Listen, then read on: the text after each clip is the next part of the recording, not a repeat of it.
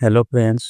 तोरी तो सीरीज रे आपण मैंने देखा पाइबे जे जशोदा देवी बहुत किसी प्रश्न नहीं जाइछन्ती डॉक्टर को पाखकू। आउ डॉक्टर को कहउछन्ती मोर एमिति किसी अतीत अछि कि जेमटा कि मते मोठु लुचा जाइछि।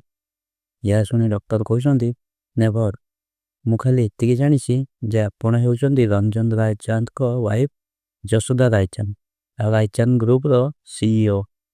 देखंदु जशोदा मैडम, मु हेउछि आपनकर फैमिली डॉक्टर, याठारु अधिक आउ किछि नु। आउ हाँ, मु एतिकी कहिबि जे कि जदि किए स्ट्रेस रे थांती कि मानसिक चाप रे थांती से माने एमिति अनुभव करंती, एमिति चिंताधारा मन रे आसे। एकदा छुनी जशोदा कहिबे ना मु किछि स्ट्रेस रे अछि, ना मु किछि अधिक चिंता करूछि, और जहाँ भी सब देखुछि से सब मोर अतीत रो जोड़ी हेकरी अछि।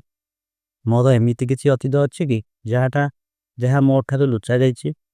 पुणी आउतरे डॉक्टर कहिबे नेवर मु एतिकी कहिबि जे रंजन रायचंद को वाइफ जशोदा रायचंद बेले बेले बिजनेस रो स्ट्रेस रे एमिति हेबा स्वाभाविक कथा। मु मेडिसिन किछि लेखि दउछि, ताको कंटिन्यू करंतु, सब ठीक ठीक हे जिवो। जशोदा देवी जीवा परे डॉक्टर फाइल खोली देखुचंती आ मने मने कहउछंती गोटे डॉक्टर रो काम हेउछि तार पेशेंट को सत्य कथा कहिबा। सॉरी जशोदा देवी, मु आपनको मिछ कहिछि काहे कि ना आपण अब आपनकर अतीत को फेरी पाइबेनी, काहे कि ना आपनकर रायचंद ग्रुप रो आवश्यकता अछि।